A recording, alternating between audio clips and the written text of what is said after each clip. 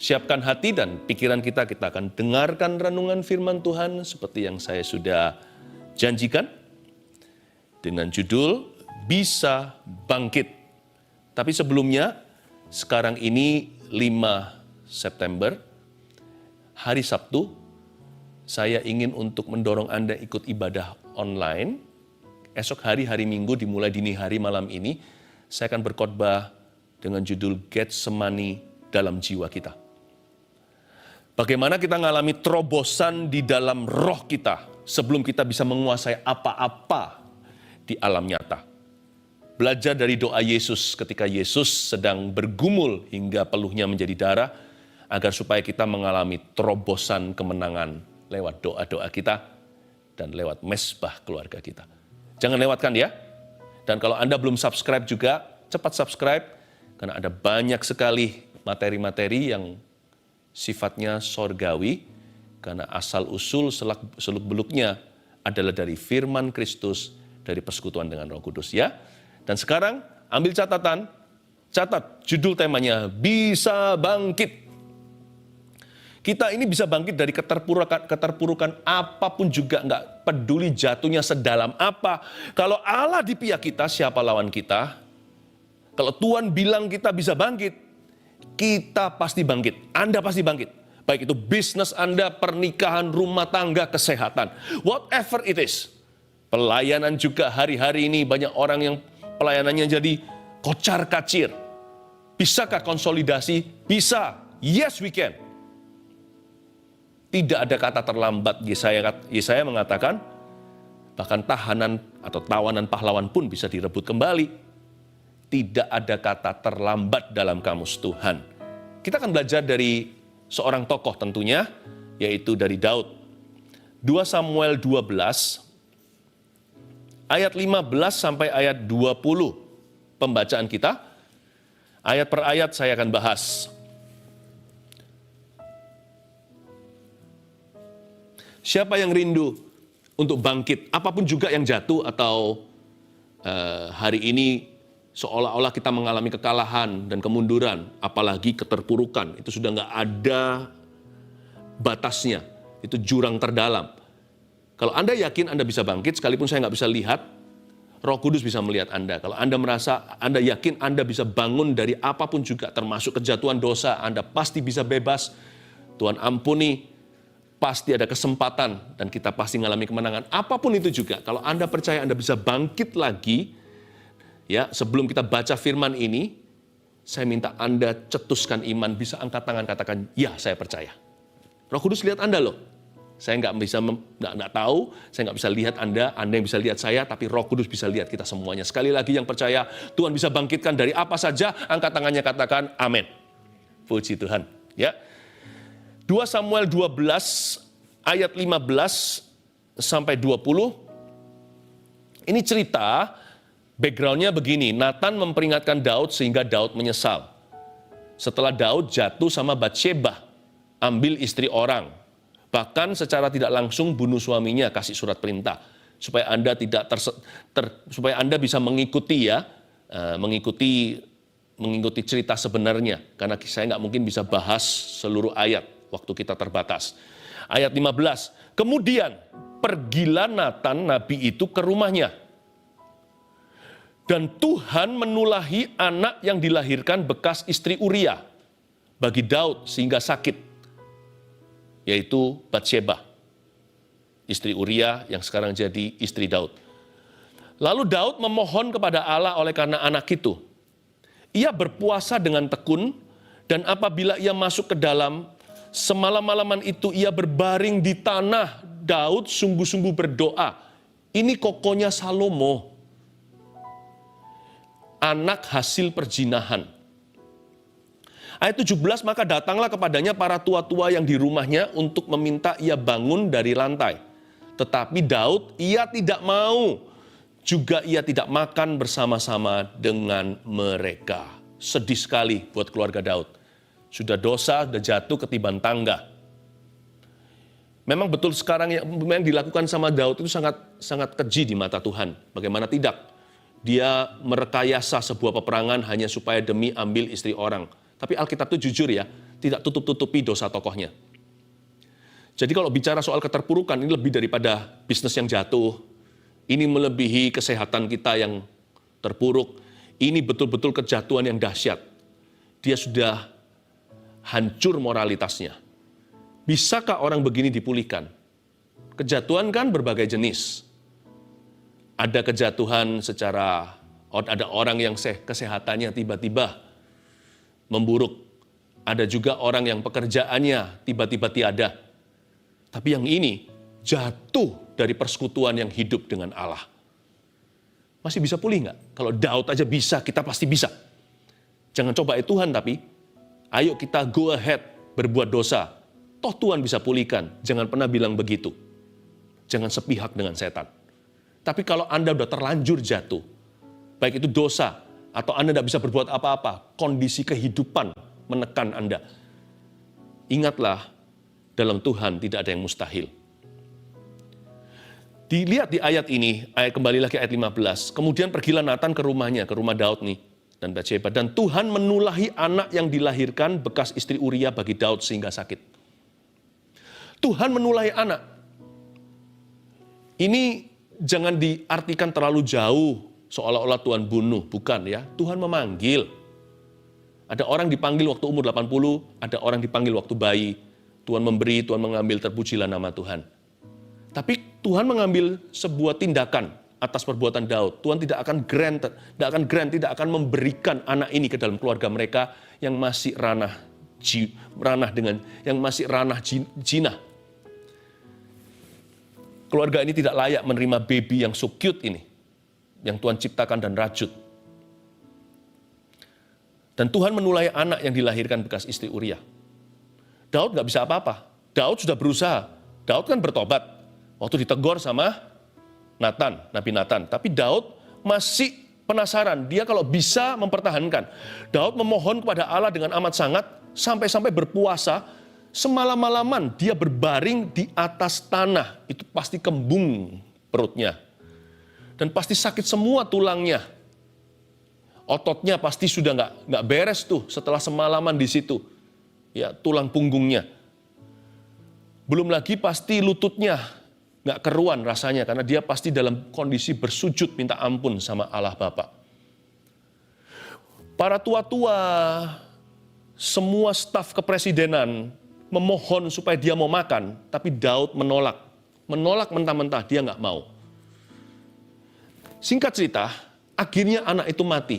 Mau Daud puasa gimana pun juga, mau dia berdoa, sulit pokoknya, sulit sekali untuk mempertahankan apa yang Tuhan mau habisi dalam hidupmu.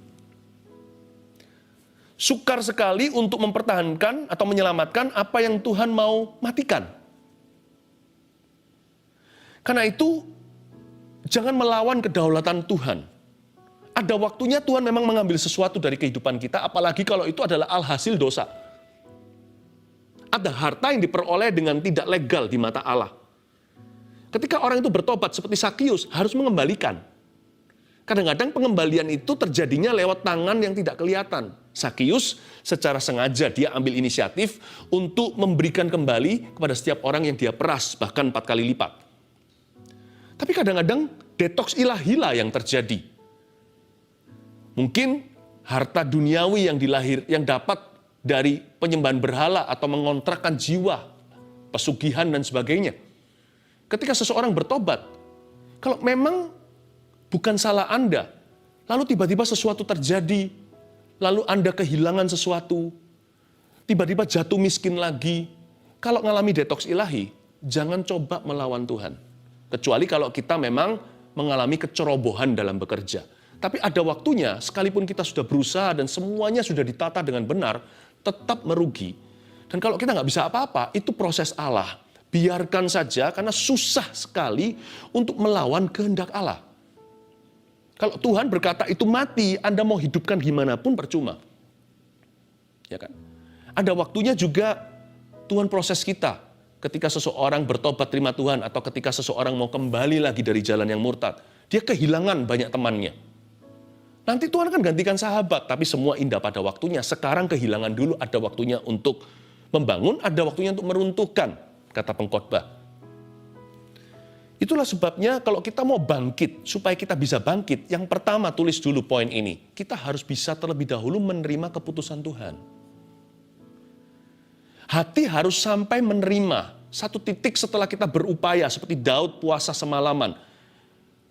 Bahkan duduk di tanah, berbaring lagi di sana. Sakit sekali itu.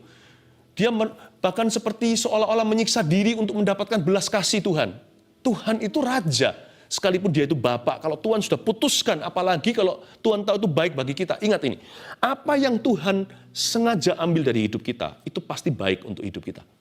Apa yang Tuhan sengaja ambil, pasti ada maksud ilahi di baliknya. Sekali lagi loh ya, jangan sampai beginilah, Tuhan izinkan saya nggak lulus sekolah. Wong sana nggak belajar. Tapi kalau kita sudah belajar sungguh-sungguh, ternyata ada sesuatu, katakan yang mungkin missing. Kalau kita sudah berupaya, nggak apa-apa. Belajar berkata, ya Tuhan, kalau Tuhan izinkan pasti ada sesuatu yang murni. Pasti ada sesuatu yang indah di baliknya. Saya nggak bisa lihat sekarang, tapi kemudian hari saya pasti akan memahami. Bisa bangkit, orang yang bisa bangkit adalah orang yang bisa menerima keputusan Tuhan. Ya, apalagi sesuatu yang kita dapat dengan serakah, sesuatu yang dengan ambisi manusia, kita agak memaksakan kehendak. Sehingga Tuhan harus izinkan. Dan ketika kita mau betul-betul mengalami rancangan Tuhan secara penuh, Tuhan harus ambil kembali itu. Ada orang itu yang agak sedikit keterlaluan dengan Tuhan. Dan kalau Tuhan mau ajari kita rendah hati, lalu ambil sesuatu, katakanlah, bukan kehendakku yang jadi, biarlah kehendakmu. Seperti doa Yesus di Getsemani, yang besok saya akan bahas lebih lanjut. Daud tidak mau. Awal mulanya dia melawan. Nggak mau, aku menolak. Mungkin dimarahi, dibentak. Keluar semua kamu. Jangan ganggu aku sedang merengek-rengek di pintu sorga. Daud ini sempat kasar.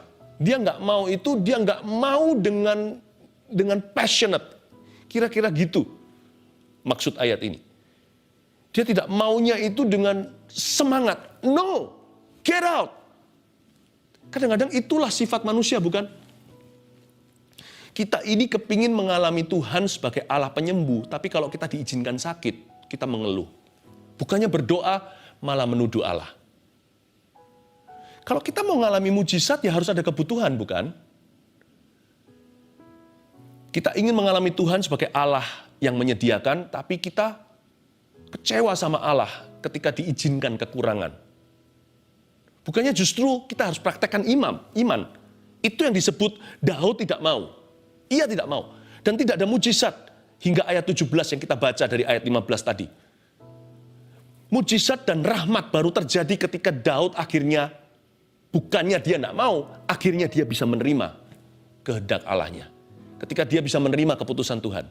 Di situ terjadi turning point atau titik balik. Bukan hanya titik terang loh ya. Tapi titik balik juga, ada sesuatu yang reverse 180 derajat. Karena itu kalau Anda diizinkan masuk dalam sebuah situasi, asal tanggung jawab Anda sudah penuh, tabung panah itu, jangan marah sama Tuhan. Jangan menjauhi Tuhan malahan. Katakan, Tuhan, kalau ini keputusanmu kau izinkan, ya ayo. Kalau Tuhan izinkan aku dalam kekurangan dan tantangan, GR aja bilang, aku minta engkau sertai aku sekarang. Sekalipun aku ada salahnya, ampuni aku tahu Tuhan sudah selesai dengan dosaku. Tapi izinkan aku sekarang berjalan dalam cara yang baru. Tuhan, sertai aku, supaya kekuranganku ini menjadi peluang untuk Tuhan menyediakan. Sertai aku dalam sakit penyakitku ini, supaya disinilah aku mengalami Yehova Rafa, Allah penyembuhku. Ayat 18. Pada hari yang ketujuh, matilah anak itu, ya kan? Dan pegawai-pegawai Daud takut memberitahukan kepadanya bahwa anak itu sudah mati. Sebab mereka berkata, ketika anak itu masih hidup aja, kita telah berbicara kepadanya, dia nggak menghiraukan perkataan kita. Bagaimana kita sekarang dapat mengatakan kepadanya, anak itu sudah mati, Tuhan. Jangan-jangan ia mencelakakan diri. Daud itu punya staf yang sangat mengasihi dia ya. Saya senang sekali lihat, mereka care banget sama raja. Ketika Daud melihat bahwa pegawai-pegawainya berbisik-bisik, Mengertilah ia bahwa anak itu sudah mati. Lalu Daud bertanya kepada pegawai-pegawainya, sudah matikah anak itu? Jawab mereka dengan takut. Saya bisa rasakan getaran dalam suara mereka. Saya bisa bayangkan, sudah. Garis bawahi, mengertilah ia bahwa anak itu sudah mati. Kita bisa bangkit jikalau kita bisa seperti Daud. Ketika dia dengar anak itu sudah mati, mengertilah dia sesuatu. Dia bukan mengerti bahwa anak itu sudah mati. Kalau dia mengerti anak itu sudah mati karena kematiannya, Daud pasti ingin bunuh diri. Ada sesuatu yang dia ngerti dan itu bukan soal mati. Waktu dia dengar bahwa anak itu sudah tiada, mengertilah ia bahwa anak itu sudah mati. Berarti Daud mengerti sesuatu yang lain dan itu bukan kematian. Kematian anak itu seperti pintu before and after, sebelum dan sesudah, seperti dari ruangan ini ke ruangan yang baru. Kita bisa bangkit kalau kita seperti Daud. Nomor 2 poinnya, catat di baik-baik. Daud bisa mengerti Tuhan masih punya rencana.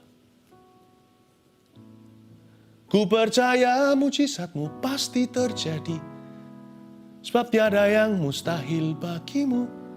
Ku percaya mujizatmu pasti terjadi, Engkau Tuhan berkati hidupku. Betul ya? Tepati janjimu. Maafkan saya. Dia bisa mengerti bahwa Allah masih punya rencana. Mendengar kematian bukan kiamat buat dia, meskipun dia sangat-sangat sedih dan kehilangan. Dia sudah berusaha untuk mempertahankan dan menyelamatkan si janin itu. Tapi kalau Tuhan sudah putuskan, dia bisa buat apa? Dan dia berpikir dengan keras. Dan dia beranggapan bahwa Allah masih punya rencana buat orang seperti dia, sekalipun dia tidak layak sama sekali untuk menerima apa-apa. Daud ini pikirannya positif tentang Tuhan Yesus di Perjanjian Lama. Pikiran Anda positif enggak tentang Tuhan yang Anda sembah? Apakah selalu menaruh rasa curiga seperti Adam dan Hawa? Dosa pertama manusia itu bukan ambil buah terlarang. Dosa pertama sebelum itu adalah curiga. Makanya hari ini kita diselamatkan dari dosa karena percaya. Daud bisa mengerti itu. Waktu dengar kabar buruk, dia tahu Tuhan masih punya rencana. Ya, Tuhan masih memiliki plan A. Kalau sudah hangus, Tuhan masih punya plan B. Tuhan masih punya plan C. Daud itu nggak pernah menyerah. Iman Daud itu alfabet. A, B, C, D, E, F, G, H, I, J, K, L, M, N, O, P, Q, R, S, T, U, V, W, X, Y, and Z. Daud itu imannya nggak berakhir, nggak berkesudahan. Tampar satu, lanjut pipi satunya nyusul. Tampar lagi pipi ketiga, emangnya dia punya 3 pipi? Enggak, pipi yang satu tadi ditampar muncul lagi. Tampar lagi pipi yang kanan, pipi kiri kembali, pipi kanan berikutnya sudah antri. Daud ini nggak pernah menyerah. Dia selalu percaya Allah itu maju, Allah itu di depan, dan Tuhan selalu punya rencana. Rencananya itu selalu damai sejahtera masa kini dan rencana penuh pengharapan masa depan. Saya nggak mengatakan bahwa mari kita main-main dengan rencana Tuhan, kan ada A, B, C, D, E, F, G. Enggak loh ya. Buang-buang waktu kayak gitu tuh, buang-buang waktu. Dan kita nggak harus mengalami kematian kan, nggak harus mengalami kutukan, nggak harus mengalami duka seperti Daud. Ini konsekuensinya. Lebih cepat, lebih baik bukan kalau kita itu mau taat sama Tuhan. Tambah lambat, semakin banyak konsekuensinya. Tapi kalau Anda sudah jatuh, bisnis Anda sekarang terpuruk, siapa bilang bisnis Anda yang lama itu nggak bisa dibangkitkan lagi? Sekalipun nggak dibangkitkan karena Tuhan berkehendak demikian, Tuhan bisa memberimu bisnis baru. Mulai nabung lagi mungkin, perlu berapa bulan bahkan tahun, nggak apa-apa. Hidup kita masih muda, umur 80 pun masih muda. Musa umur 80 baru dipakai sebagai pembebas Israel. Karena hidup kita itu sementara di bumi. Asal respon hati kita benar, hidup selama-lamanya itu lebih kekal. Kemuliaan yang akan datang tidak bisa didekat. Semua penderitaan kita masa kini itu tidak sebanding dengan kemuliaan yang akan kita terima. Yang penting sekarang itu hari per hari, tiap hari kita itu mengikut Yesus. Udah kesusahan sehari untuk sehari, bangkit lagi. Tuhan masih punya rencana. Gak lucu kalau rencana Tuhan hanya plan A. Coba bicara semuanya hanya dengan huruf A. Makan jadi AA. Gak bisa. Ya kan? Bermain jadi bermaaf. Harus ada I-nya kan? Makan harus ada N-nya kan? Kalau kita bicara berdoa, masa berdoa? Harus ada O-nya kan? Semua rencana Tuhan itu indah. Kalau Anda kehilangan ini bukan akhir dari segala sesuatu. Mulailah rencana berikutnya dengan Tuhan Yesus. Yang penting respon hatimu. Yang penting Anda meresponi. Udah itu aja. Sebab kalau Tuhan bilang Anda bisa bangkit, Anda pasti bangkit. Katakan amin. Itu dia. Ayat yang ke-20. Ya. Ayat yang terakhir ini. Lalu Daud bangun dari lantai. Haleluya. Ia mandi dan berurap dan bertukar pakaian.